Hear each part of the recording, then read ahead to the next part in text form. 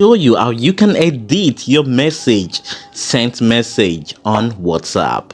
Let's go right into it. Click on WhatsApp. Once it opens up, now go ahead and click on the person you want to chat with or the group you want to chat in.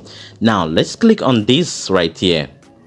Once I click on it, I go ahead and type in my message. After typing the message, we send it. Now the countdown starts. We have 15 minutes.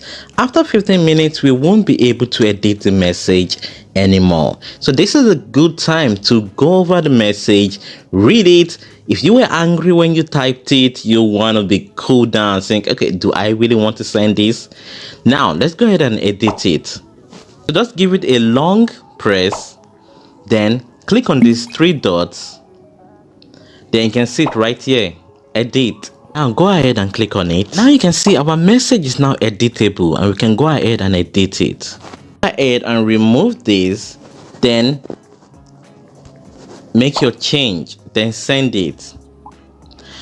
Note that you only have 15 minutes before you won't be able to edit the message again. If you don't see that feature, go ahead and update your WhatsApp. That's how you can edit your message on WhatsApp now. Cool, right? Follow me for more videos like this and check out this video right here.